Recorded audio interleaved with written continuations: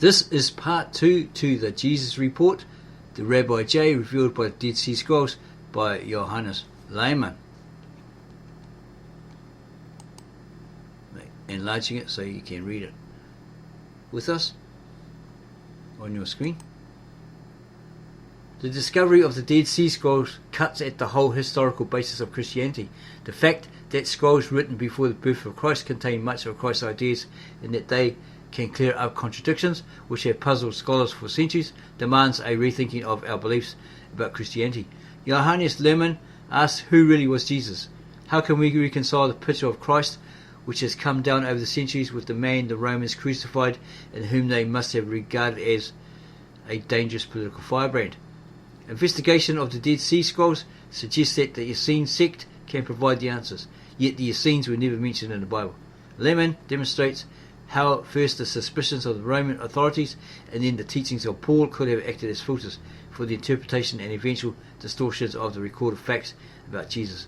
Did Jesus live in the desert wilderness with the Essenes? How is it that references to the disciples also point to the militant members of the Essenes, the Zealots? Simon called Zelotes, Judas Iscariot, a form of Sicarii, another slang name for the militants. Simon Peter, Bar Jonah, is interpreted as a son of Jonah. Jonah that went to Nineveh, or Jonah, son of the dove, but it is more likely one of the forms to Baryonium, another name for militant Essenes. And on the back flap, it continues, and we can't see it. Let me get back a bit.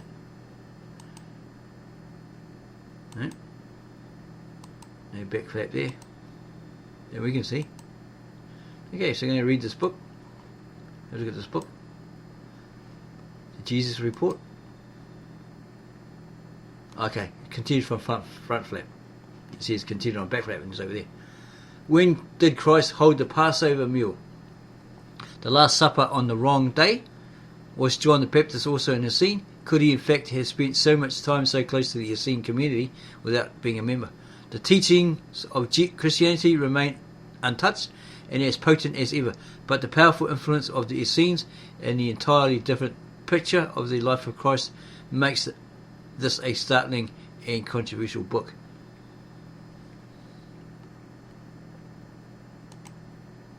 The Jesus Report. Johannes Lehmann, translated by Michael Heron. Contents page.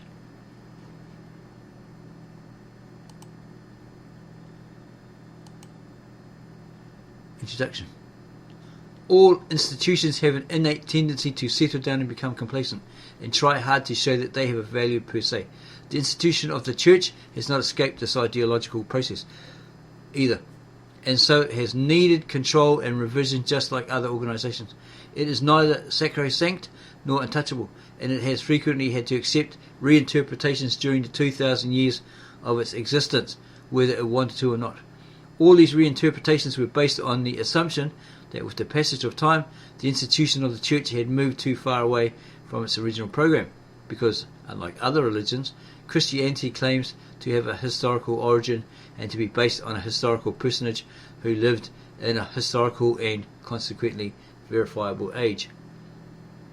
So if new facts are discovered that explain the accepted historical background better or differently, the church has to orient its teachings and its message toward what was originally meant, and not toward what has grown out of it in the course of 2,000 years. Yet for nearly 2,000 years we did not know of a single document from those days, apart from the actual Bible, that could have confirmed, cast doubt on, or amended the life and teaching of Jesus of Nazareth. But owing to one of those incalculable accidents of history, we have now had for 20 years a series of documents that throw entirely new light on the historical background of the Christian faith. We find ideas, words and whole sentences from the New Testament in them, although they were written before the birth of Jesus of Nazareth. They are the famous Dead Sea Scrolls, which were found in 1947 and are the ancient scriptures of a Jewish monastic sect, the Essenes, who lived around the birth of Christ in Qumran, a settlement on the Dead Sea. Is it possible that Jesus was not the creator of a new personal doctrine? Did he only repeat what others had thought before him? Then who was the real founder of Christianity? Was he really the Christ, from whom Christians take their name? Well, it was actually given to them. It's a Greek language. Christus, Christus. The Romans borrowed it from the Greeks in reference to those who followed Jesus, the Christ. Christians. The churches cling firmly to this belief, even though they admit that today Jesus of Nazareth would not agree with everything that has happened since he died. Yet, in spite of their admitted inflexibility, they claim to teach basically what Jesus taught. Since the discovery of Dead Sea Scrolls, we are entitled to doubt even this. But in spite of the immense amount of specialized literature that has been written about the scrolls, the churches remain silent. While the Roman Catholic Church sent in a man, some father, to check it out when it's being translated and let them know what was going on, because they had a bit of a scare. Oh no, the Dead Sea Scrolls, they can't be released to the public, because if I say something different, we're in trouble. They'll turn away from us. They'll say, oh, boo, boo, you gave us a whole lot of lies if it's completely different to what their doctrine is. Since the discovery of the Dead Sea Scrolls, we are entitled to doubt even this. But in spite of the immense amount of specialized literature that has been written about the scrolls, the churches remain silent. They state their position on many subjects, but they are allergic when it comes to the question of the historical truth and hence of their own axiomatic existence. They admit, because they are forced to, the astonishing similarity between the original Christian church and its doctrine and the Dead Sea Scrolls, but believe they can disprove the resemblance because the sources do not tally exactly. This runs counter to experience, and the critic notices the lack of sound scholarly mythology. The New Testament too is full of contradictions, for all the frequently emphasized uniformity of its aims. The reason for this is historical development. For a long time, theologians have known that the New Testament scriptures we use are not preserved in the original version. It is demonstrable that the further away they were in time from the death of Jesus of Nazareth, the more the different authors of the Gospels deviated from the original.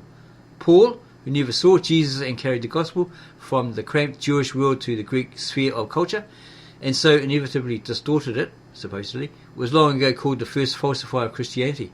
But it was not clear how far Christianity had departed from its original aims even in the 1st century AD until the discovery of the Dead Sea Scrolls. The Church finds it hard to defend itself against its members' inability to believe, and the number of people who feel this conflict, more or less consciously, is growing. Today, these marginal members, whose only connection with the Church is often the celebration of family events such as weddings and christenings, are readier than ever to pose and discuss the question of the real Jesus in the present day Church.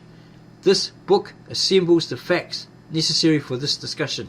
Fundamentally, what it supplies is not so much new as unfamiliar information, because in the past, scholars and theologians did not always pass on their knowledge to members of the Church, or at least not impartially. It is an attempt to free the knowledge of experts from ideological and emotive accretions and present it lucidly and intelligently. That is one reason, though not the only one, why the author gave the man from Nazareth, to whom each one of us adopts a positive or negative attitude, the neutral designation of Rabbi J. What is truth? Asked Pontius Pilate nearly 2,000 years ago. The question is still valid today, and it is a question the Church has to ask itself today as it did in the past. We have asked many people that. Okay, then what is the truth? And they've said to us, it's Jesus, etc. We say, we're not asking who is the truth, we're asking what is the truth. And a lot of them just don't answer us. They can't.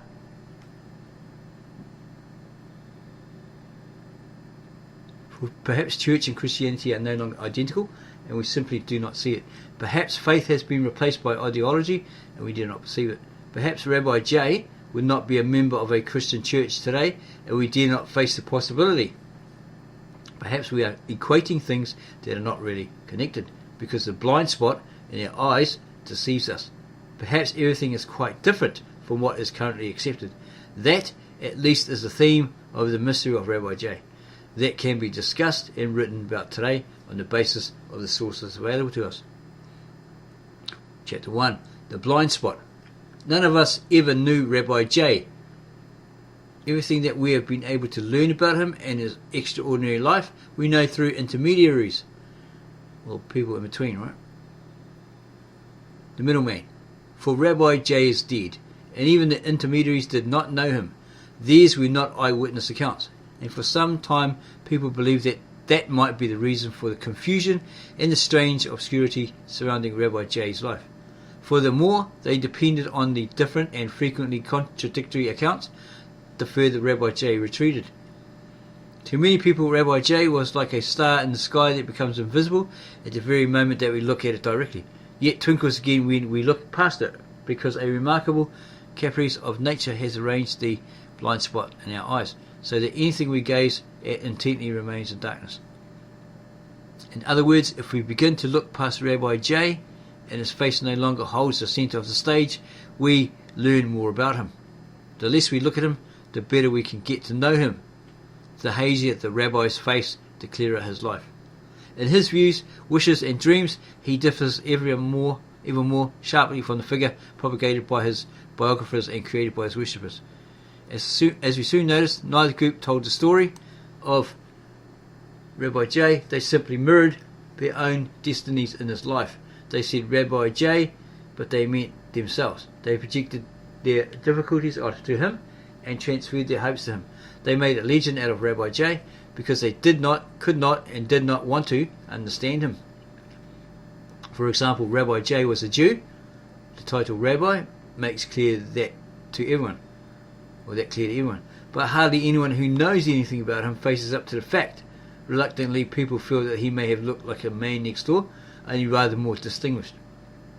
Legends adapt themselves, especially when it is not considered to be an advantage to be a Jew. We know no picture that shows him as an Israelite, with a dark skin and large hooked nose, and wearing a burnous, as was usual in his day when the region was still called Palestine.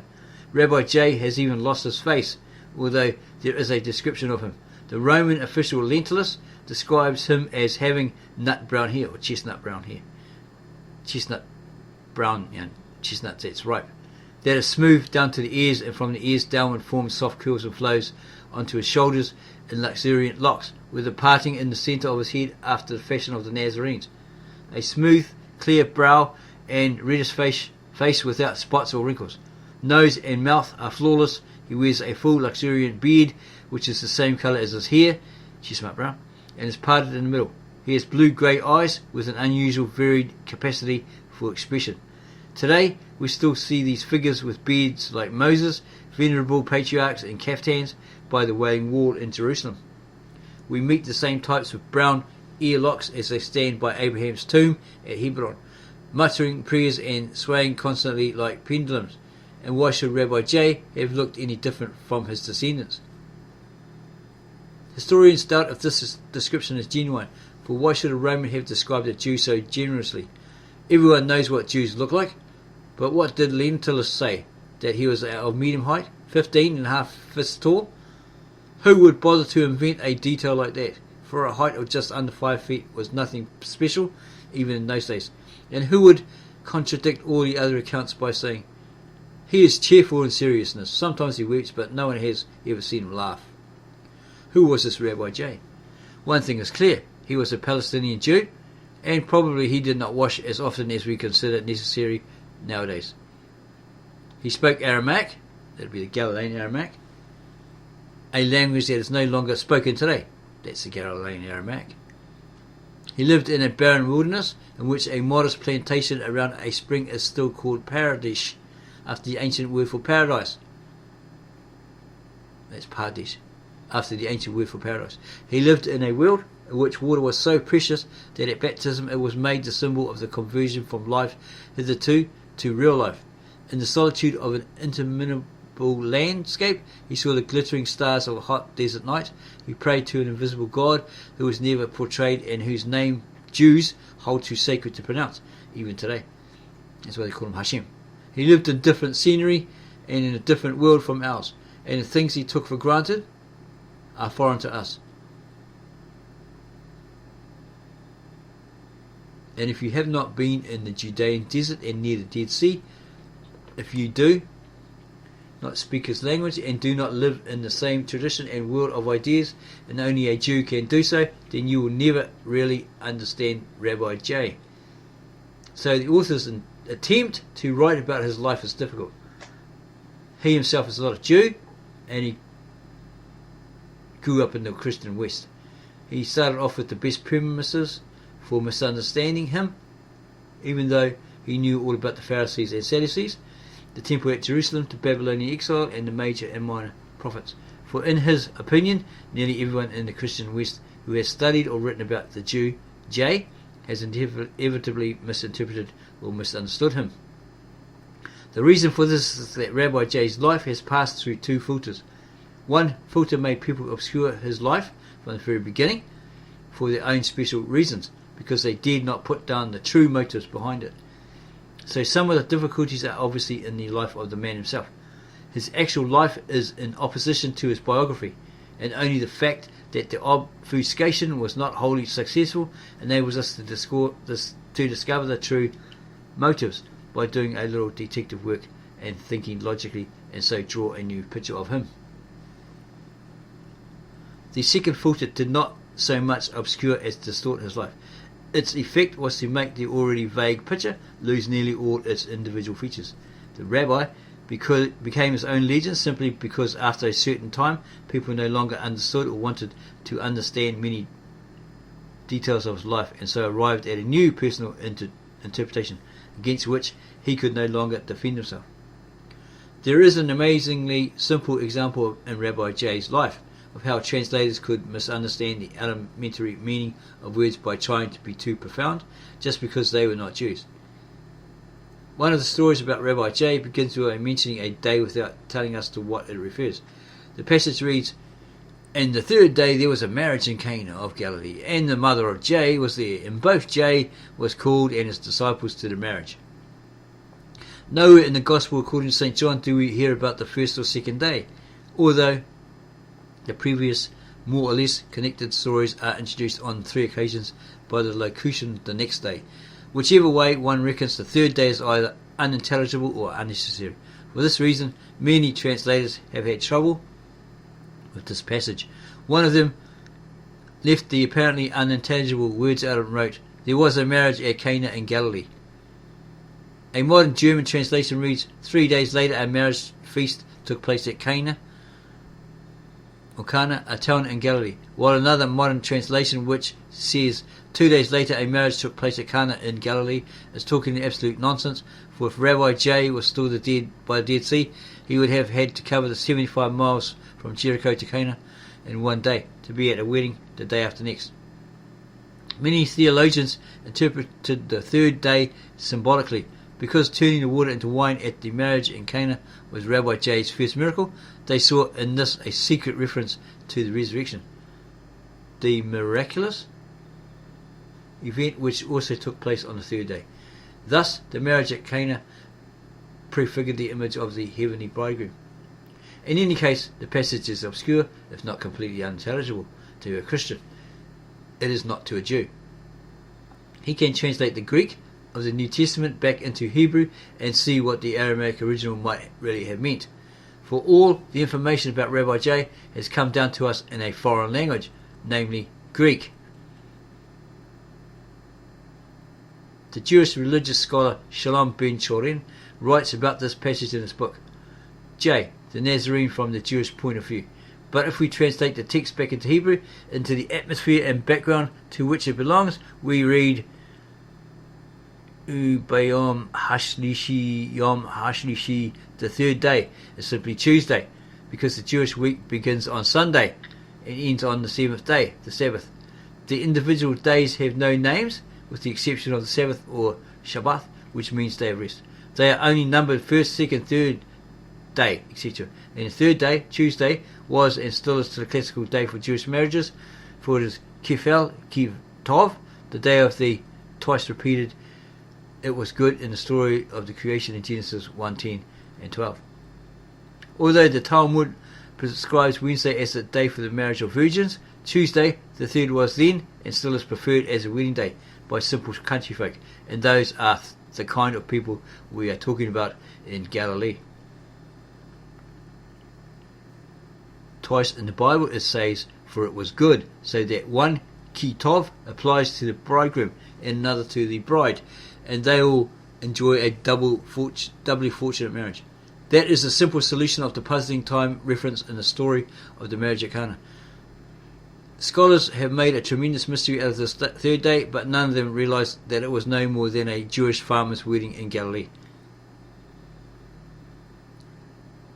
For nearly 2,000 years, scholars laboriously probed mysteries that were no mysteries, and we may well ask why no Old Testament scholar ever drew the attention of his fellow experts on the New Testament to the Jewish system of numbering the days of the week. A New Testament scholar might even have noticed it on his own if he had visited the museum on the Acropolis in Athens. The museum is closed on Tuesdays, and a notice in Greek says merely closed on the third day, for the Greeks still number the days of the week like the Jews as they did in the past. So there are still a whole series of ideas in the stories about Rabbi J that become more nonsensical the more exactly and literally they are rendered, because no one bothers to ask what they meant in their original cultural context. We shall see that the mere fact of translating ideas into another linguistic and mental world can cause radical misapprehensions that completely distort and falsify the actual teaching of Rabbi J and his own assessment of himself. The unnecessary mystification about an ordinary day of the week is the most harmless example. There are cases where translators, rendering the original literally and so making nonsense of it, have brought into being whole dogmas by reading into the misunderstood passages new religious concepts from their own culture, and thus contradicting the original aims of Rabbi J's teachings. But to begin with, the author stated they should like to stick to the historical sequence of events and talk about the first filter that obscured and made a mystery of Rabbi J's life from the very beginning. At first sight, it looks as if Rabbi J had the misfortune to choose followers who were rather simple-minded. Every time he tells a parable, the disciples say that they do not understand it and ask what it means. Well, they were Galilean fishermen, most of them. They didn't have an education. They didn't need to. Just went out there and fished for their families and their village, and that's about it. They didn't have time for go to get an education, attend a Bible college or a seminar or something like that.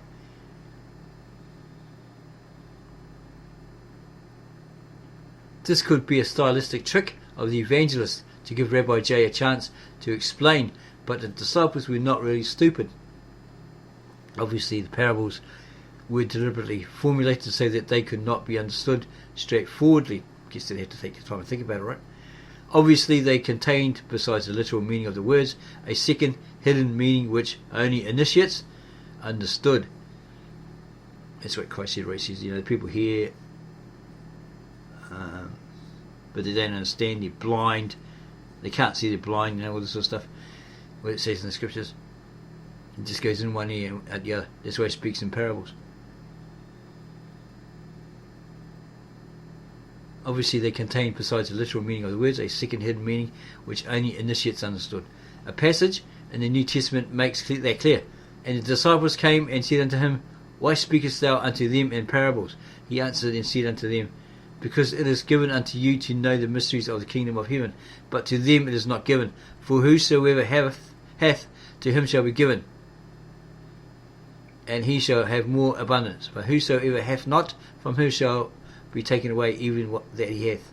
Therefore speak I to them in parables, because they see not, and hearing they hear not, neither do they understand. But blessed are your eyes, for they see, and your ears, for they hear. The essence of the parables is over and over again the coming of the kingdom of heaven, the secret of the kingdom of God, and as the New Testament says, Hear ye, therefore, the parable of the sower. When anyone heareth the word of the kingdom of God, and understandeth it not, There was really nothing to understand. Expectation of the end of the world, or at least the end of the Roman occupation, and a kingdom set up by God was common ideological currency at the time. What Rabbi J said was quite in keeping with Mosaic Jewish thought.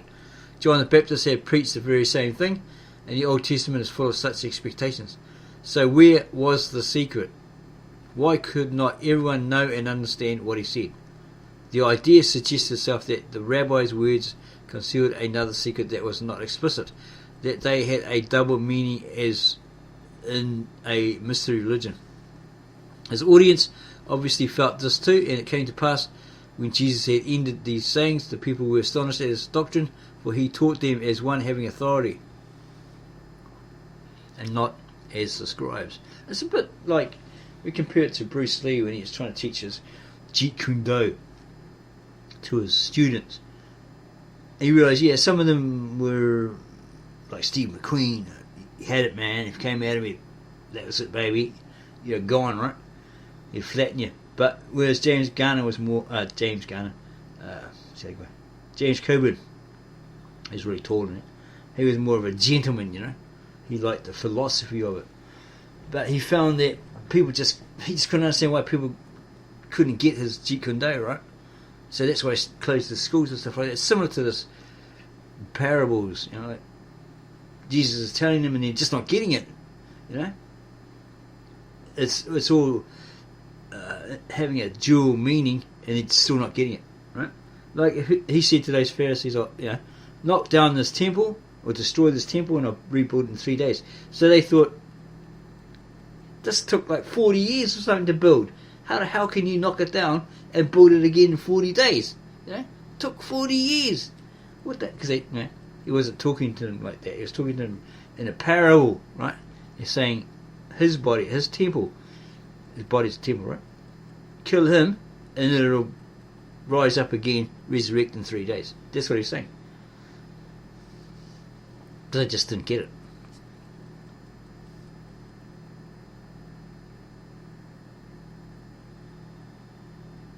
But what was the other thing he taught? Because it is the best conclusion we can draw from the gospel stories, we have grown accustomed to talking about the doctrine of love as opposed to that of the law. Yet if that was the essence of his teaching, what was there to make a mystery about? Anyone who thumbs through the Talmud keeps on coming across ideas about love and loving one's neighbour. It must have been something else that was accessible only to initiates and had to be guarded like the secret of the Messiah. A secret that only men whom God had given the necessary insight understood, as it says at the end of many parables that J told the people without explanation, he that hath ears to hear, let him hear. What was he to hear? The author claims that this is the blind spot that results from looking straight at the figure of Rabbi J. So he was trying to look past him to his environment, his age and his fellow men. For he did not want to tell the story of Rabbi J in the way that Europeans have done for nearly 2,000 years. He wanted to discover the Rabbi J whom his contemporaries knew, honoured or despised. If you have enjoyed this video,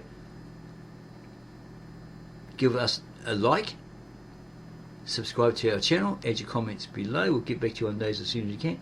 And then go share this video with all family, friends and others. And we will see you in part 3, and we'll look at chapter 2, The Secret.